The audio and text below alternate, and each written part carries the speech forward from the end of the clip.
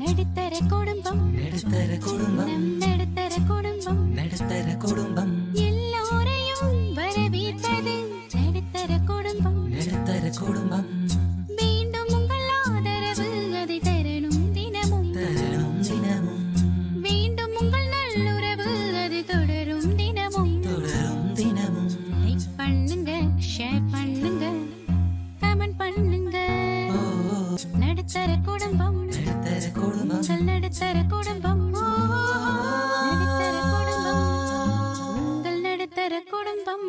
Hi friends, எல்லாருக்கும் வணக்கம். எல்லோரும் எப்படி இருக்கீங்க? இன்றைக்கி லாங் வீடியோ வந்து ரொம்ப இன்ட்ரெஸ்டிங்காக இருக்கும். ஏன்னா க்ளீனிங் ரிலேட்டடாக இருக்குது அப்படிங்கிறனால. அதுலேயும் இது வந்து பார்த்திங்கன்னா என்னோடய ரெகுலர் ரொட்டீன் ஒர்க் அப்படின்னு கூட சொல்லலாம். வீக்லி ஒன்ஸ் கண்டிப்பாக இதை நான் பண்ணியே ஆகணும், இல்லைன்னா பார்க்க சகிக்காது என்னோடய தோட்டம். ஏன்னா அந்தளவுக்கு புல் குட்டி குட்டி செடிங்க வந்து நிறைய வளர்ந்துடும். அதனால் வீக்லி ஒன்ஸ் என்னால் முடிஞ்ச வரைக்கும் பொறுமையாக நான் எல்லாத்தையுமே வந்து க்ளீன் பண்ணி விட்டுருவேன். இன்றைக்கி வந்து இந்த இடத்த மட்டும் க்ளீன் பண்ணலாம் அப்படின்னு சொல்லி தான் நான் பிளான் பண்ணியிருக்கேன். ஏன்னா ஒரேடியாகவும் பண்ண முடியாது, ஏன்னா கொஞ்சம் பெருசாக இருக்குது அப்படிங்கிறதுனால கொஞ்சம் கொஞ்சம் பார்ட்டாக பிரித்து தான் நான் வந்து க்ளீன் பண்ணுவேன். அதுலேயும் இந்த களை குத்தெல்லாம் வச்சு க்ளீன் பண்ணுறது வந்து கொஞ்சம் ஈஸியாக வேலை முடியும். ஆனால் என்னென்னு பார்த்தீங்கன்னா கொஞ்சம் அது ப்ராப்பராக க்ளீன் ஆகிற மாதிரி எனக்கு ஃபீல் ஆகாது. அதனால் ஒரு இடமா உட்காந்து நான் வந்து பொறுமையாக தான் அந்த குட்டி குட்டி செடிங்கள்லாம் பிடுங்கி எடுப்பேன்.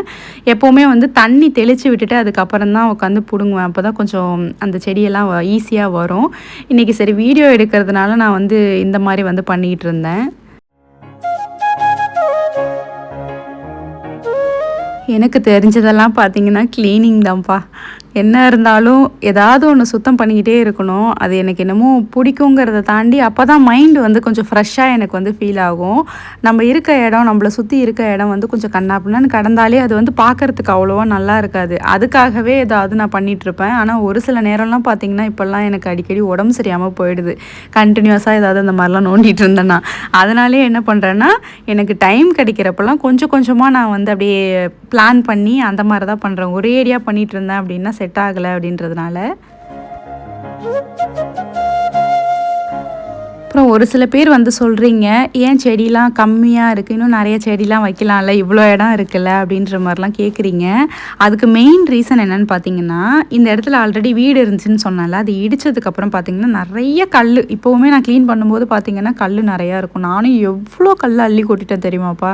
தூக்க முடியாமல் தூக்கி தூக்கி அவ்வளோ அள்ளி கொட்டினாலும் கல் வந்து தோண்ட வந்துக்கிட்டே இருக்குது.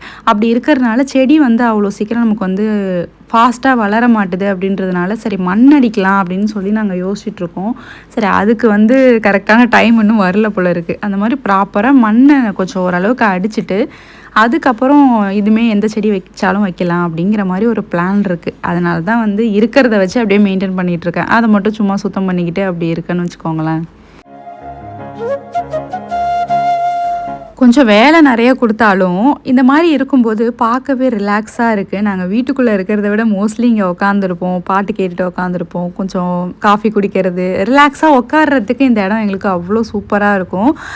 நம்மளை சுற்றி பச்சை பச்சையாக செடிங்க இருக்குது, பூ பூத்துருக்கு அழகாக. அப்படிங்கிறதெல்லாம் பார்க்குறப்ப அது ஒரு தனி ஃபீல் நல்லாயிருக்கும். அதுக்காகவே வந்து நான் ரொம்ப நீட்டாக மெயின்டைன் பண்ணிகிட்ருக்கேன்.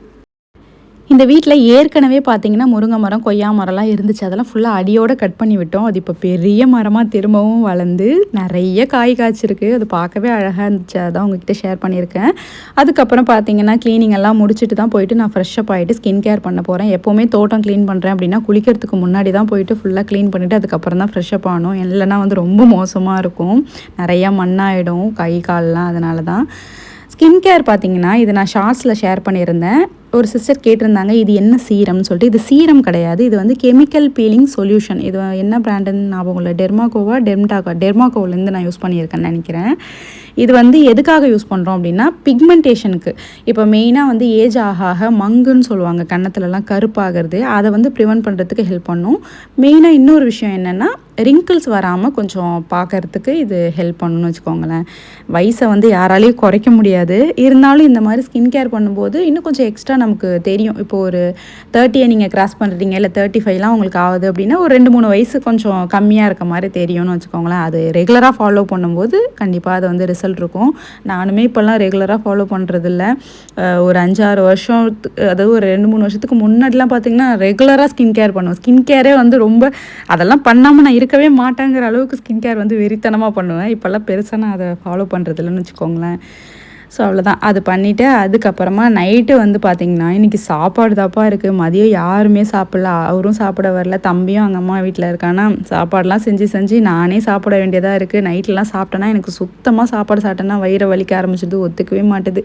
சரி தண்ணி ஊற்றி வச்சிடலான்னு சொல்லிட்டு தண்ணி தான் ஊற்றி வச்சிட்டேன்.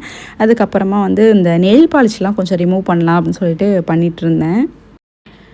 இப்போது ஒரு 1 வீக் முன்னாடி பார்த்திங்கன்னா கம்மங்கூழ் கிண்டலாம் அப்படின்னு சொல்லிட்டு இண்டக்ஷனில் வந்து நான் வந்து கிண்டிகிட்டு இருந்தேன். அப்போ வந்து அது ஒரு மாதிரி கொதித்து கொப்பளிச்சு தெரிக்கும் பாருங்களேன். அந்த மாதிரி தெரித்து காலில் வந்து விழுந்தது. அது அப்படியே இப்போ ஒரு காயமாகவே ஆயிடுச்சு. இப்படி தழும்பாயிடும்னு நினைக்கிறேன். அதுதான் உங்ககிட்ட காட்டியிருந்தேன். அப்புறம் வந்து நெக்ஸ்ட் டே மார்னிங் எடுத்த வீடியோ இது. காலையில் எழுந்ததுமே இந்த தம்பிக்குட்டி என்ன பண்ணுறான்னா, அவன் செப்பல் வந்து ரொம்ப அழுக்காக இருக்காமா. அதை தண்ணியில் போட்டு ஊற வச்சு போட்டு தேய்ச்சிக்கிட்டு இருந்தான். நான் அப்புறமா தேய்க்கிறேன்டா வைடான்னேன். இல்லை நானே செய்கிறேன் அப்படின்னு சொல்லிட்டு அதை ஏதோ பண்ணிகிட்டு இருந்தான். அதுக்கப்புறம் நான் வந்து சரி ஆயில் அப்ளை பண்ணலாம் அப்படின்னு சொல்லிட்டு கொஞ்சம் தலையெல்லாம் வந்து சீவிட்டு இருந்தேன். என்னன்னே தெரிலப்பா, திடீர்னு என்னோடய தலையில் வந்து டேண்ட்ரஃப் இருக்க மாதிரி கொஞ்சம் இருக்குது. இது வரைக்கும் எனக்கு டேண்ட்ரஃப் இருந்ததில்லை. இந்த பேனு ஈரு என்னென்னமோ சொல்லுவாங்களே, அதெல்லாம் எனக்கு வந்ததே கிடையாது. என்னென்னு தெரில. நான் இதுக்கே ரொம்ப க்ளீனாக வந்து இந்த ஸ்கேல்ப்லாம் எனக்கு அவ்வளோ க்ளீனாக இருக்கும். ஆனால் எப்படி டேண்ட்ரஃப் வருதுன்னே எனக்கு ஒன்றும் புரியல. சரி அதுக்கு ஏதாவது பண்ணணும் அப்படின்னு சொல்லிட்டு அதை பார்த்ததுமே சரி கொஞ்சம் ஆயில் வச்சு மசாஜ் பண்ணி ஹேர் வாஷ் பண்ணலாம் அப்படின்னு சொல்லிட்டு அதுதான் நான் வந்து பண்ணிகிட்ருக்கேன். காலையில் சாப்பாடு பார்த்திங்கன்னா நைட்டு சாப்பாடு இருந்துச்சுல்ல, அது வந்து பழைய சாதமாக நானும் தம்பியும் தான் வந்து சாப்பிட்டோம். சாப்பிட்டுட்டு அதுக்கப்புறம் போயிட்டு ஆயில் வச்சு கொஞ்சம் நல்லா வந்து ஹேர் வாஷ் பண்ணிவிட்டு வந்துட்டு மிஷினில் வந்து கொஞ்சம் துணி போடலாம் அப்படின்னு சொல்லிட்டு அதை தான் வந்து பண்ணிகிட்டு இருந்தேன். இந்த விளாக் வந்து அப்படியே கண்டினியூஸாக 2 டேஸ் நடந்ததை வந்து ஷேர் பண்ணியிருப்பேன், அவ்வளோதான். இப்போல்லாம் சம்மரில் பார்த்திங்கன்னா ஈவினிங் டைமில் தான் நான் மிஷினில் துணியே போடுறேன். சம்டைம்ஸ் வந்து நைட்டில் போடுவேன், காலையில் வந்து போட்டுட்டு உடனே ஒரு 2 மணி நேரத்தில் துணியை எடுத்துருவேன். அந்த மாதிரி தான் பண்ணுறேன். ஏன்னா அடிக்கிற வெயிலுக்கு வந்து எல்லா ட்ரெஸ்ஸும் வந்து ஃபேட் ஆகிடும் அப்படின்றதுனால அந்த மாதிரி தான் வந்து பண்ணுறது. இதெல்லாம் முடிச்சுட்டு காலையில் பிரேக்ஃபாஸ்ட்டுக்கு எனக்கு மட்டும் அப்படிங்கிறனால சிம்பிளாக வந்து வீட் ப்ரெட்டை வச்சு அப்படியே ப்ரெட் ஆம்லெட் மாதிரி போட்டு சாப்பிட்டுட்டு அதுக்கப்புறம் அடுத்த வேலையை பார்க்க வேண்டியதான். இந்த வீடியோ கண்டிப்பாக உங்களுக்கு பிடிக்கும் அப்படின்னு சொல்லிட்டு நம்புகிறேன். பிடிச்சா லைக் ஷேர் பண்ணுங்கள். தேங்க்ஸ் ஃபார் வாட்சிங். பாய்.